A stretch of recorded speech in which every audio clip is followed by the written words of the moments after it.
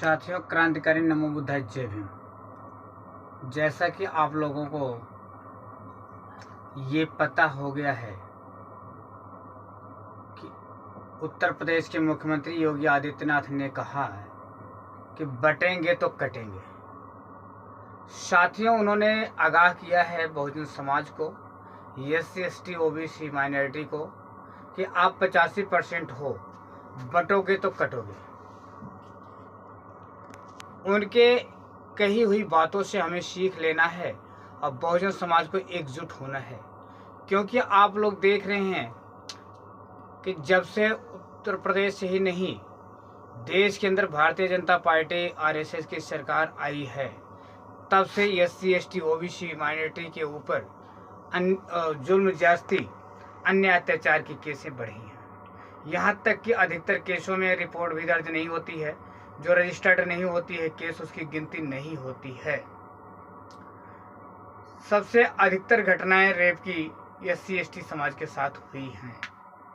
साथियों, आज वो सत्ता में बैठे हुए लोग आपको आगाह कर रहे हैं। जब उत्तर प्रदेश में बहुजन समाज पार्टी की सरकार थी, तब कानून का राज चलता था। आप सबको पता है कि बहुजन समाज पार्टी के शासन में जितने गुंडे और मवाली थे, प्रदेश छोड़ करके चले गए थे या जेल की सलाखों में ठूस दिए गए थे। सबको न्याय मिलता था, सबकी न्यायिक प्रक्रिया बराबर थी। लेकिन इन लोगों ने देखा कि जितने गुंडे मवाली हैं वो तो प्रदेश छोड़ करके चले जा रहे हैं कानून के डर से। तो RSS ने षड्यंत्र के तहत बहुजन समाज में भी दलाल और चमचे ढूंढना शुरू कर दिया।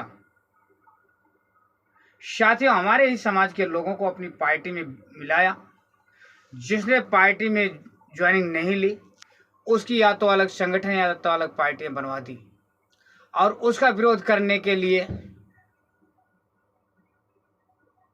कि आप बसपा का विरोध करो, बसपा का विरोध करके आप जो है इनाम जीतो, ये सिलसिला जारी किया। अधिकतर बसपा से निकले हुए नेताओं ने सपा ज्वाइन किया, कांग्रेस ज्वाइन किया, भाजपा ज्वाइन किया, और जिसने नहीं ज्वाइन किया उसने नई पार्टी बना ली। साथियों, नई पार्टी बनाने के बाद उसने कभी भारतीय जनता पार्टी का विरोध नहीं किया, बल्कि अगर विरोध किया तो बहुजन समाज पार्टी का किया। और एक ये षड्यंत्र के तहत एक ट्रेड चलाया गया, जिसमें भारतीय जनता पार्टी और RSS के लोग सफल रहे। लेकिन आज आए दिन जो अन्य अत्याचार होते हैं, एक किसी से छिपा नहीं है। कोई ऐसा त्योहार नहीं होता जब SC ST OBC के साथ में बदसलूकी ना हो। तो साथियों, अगर आप चाहते हैं कि हमारे साथ जुल्म ज्यादती ना हो, तो जो योगी जी ने कहा है कि बटोगे तो कटोगे, तो आप सभी 85% SC ST OBC माइनॉरिटी, जिसे हम बहुजन समाज कहते हैं, तो बहुजन समाज की एकमात्र राष्ट्रीय पार्टी बहुजन समाज पार्टी है। आइए बहुजन समाज पार्टी के साथ जुड़ करके बहुजन समाज पार्टी को सत्ता में लाएं और एकजुट रहें। साथियों, एक रहेंगे, नेक रहेंगे, बटेंगे तो कटेंगे। इसलिए आप लोगों को एक रहना है, नेक रहना और सेफ रहना है। बहुजन समाज पार्टी के साथ रहना, बहुजन समाज पार्टी को वोट सपोर्ट करना है, बहुजन समाज पार्टी को सत्ता में लाना है। जब बहुजन समाज पार्टी सत्ता में होगी तो फिर आपके ऊपर कोई अन्य अत्याचार नहीं होगा, और अगर बाई चांस होता भी है तो न्यायिक प्रक्रिया आपके साथ होगी, आपके साथ न्याय होगा, अन्याय नहीं होगा।